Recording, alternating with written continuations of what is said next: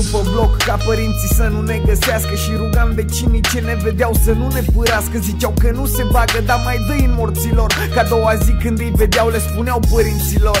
Eram pedepsiți un weekend, puși să facem teme, dar dracu le făcea când la TV erau desene. Să moară mama, coaie că știam pe de rost desenele cu mâța ce aleargă șocâtele la prost.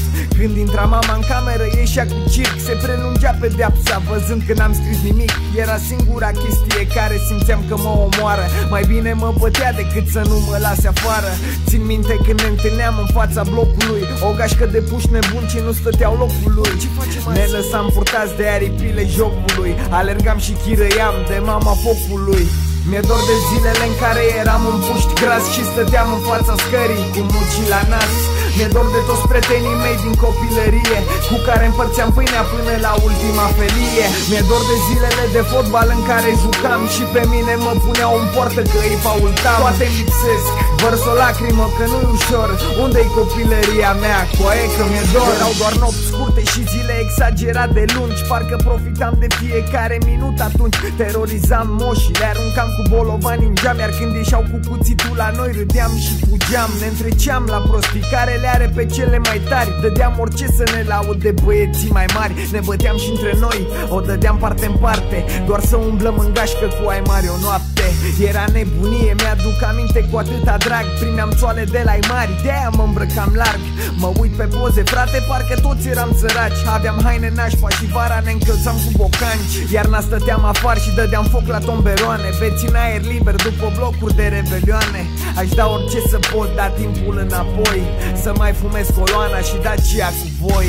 Mi-e dor de zilele în care nu știam de firme și vedeam haine originale doar în filme. Mi-e dor de toți tovarășii din copilărie și de cum ne jucam toți cu aceeași jucărie. Mi-e dor de zilele alea lipsite de stres, când priveam tovarășii de joacă dansând breakdance. Trec ani și toate clipele frumoase mor. Unde-i copilăria mea? Coaie că mi-e dor. Umblam prin cartier cu casetofonul pe umăr, erau la modă trupe de breakdance, țile în număr. Bun funk MCs, music instructor, flying steps, erau trupe care în cartier zguduiau pereți. La vechea bodegă în care tot sudul s-a îmbătat, cânta B.U.G. pe casetă necenzurat. Trăia și tovarășul nostru Stelian, fie iertat. Țin minte l-a băgat în comă cu un pumn pe la viață. Sunt clipe de neuitat, îmi tremură pixul pe foaie. Amintirile astea-mi fac genunchii să se înmoaie. Erau alte vremuri, nici nu găsesc cuvinte să le pun în piesă ca să vezi ce am în minte. Stau și mă gândesc totuși cum de puștii din cartier au devenit golani tatuați cu cazier. Frățiorul, să nu crezi că te-am uitat, mă bucur că lucrezi și că te-ai lăsat de furat. Mi-e dor de zilele în care nu știam de trend și ne bucuram la o bluză din second hand. Mi-e dor de verile în care eram murdar pe față, jucând ascunsa de seara până dimineață. Mi-e dor de toate fețele alea de copii care au devenit fețe de adulți cât ai clipi. Toate lipsesc, zâmbesc, au trecut așa ușor. Unde-i copilăria noastră ție? Nu ți-e dor?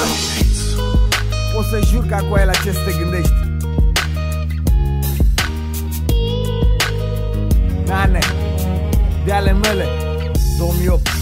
The synthesis.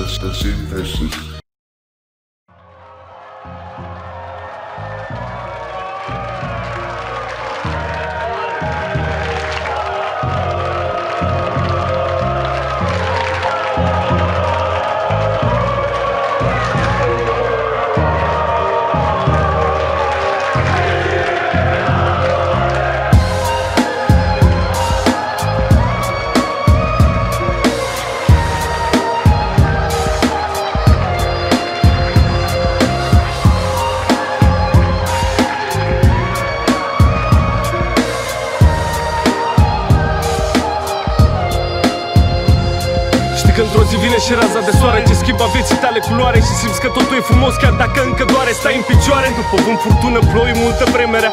Mult mai puternic viața te-a făcut să fii așa după tot și toate ce-au trecut mai simți că poate mai sunt și zile bune de care poți să ai parte și multe zâmbete care mai sunt de afișat. Când privești în urma ta și-ți dai seama de ce ai lăsat de-a lungul anilor în goana banilor și poți să zici acum fraților tăi că a pus golanilor. Sunt multe de trăit ca și ai scris, iar eu nu vreau decât să împlinesc tot ce mi-a fost promis. Că am zis cândva că o să fac cumva să las ceva în urma mea. Și uite că acum tu n-o să mă mai poți uita, sunt tot aici. Nimeni altul la fel ca 98. Prin tot ce scot pot să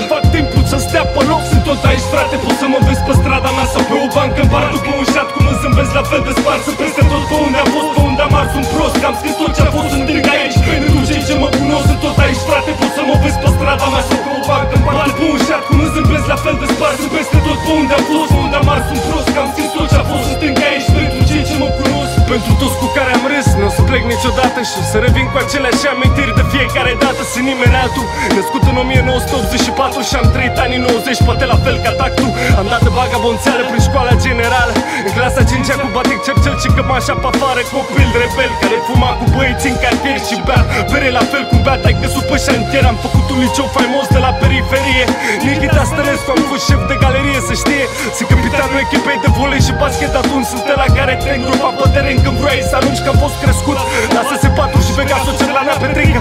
Dă cu pace pentru colegii de echipă, pentru toți băieții cu care am înființat frontitan. Puțin mergeau atunci pe stadion la 12-13 ani. Sunt tot aici, frate, poți să mă vezi pe strada mea sau pe o bancă în bar după un șat cum îmi zâmbesc la fel de sparsă.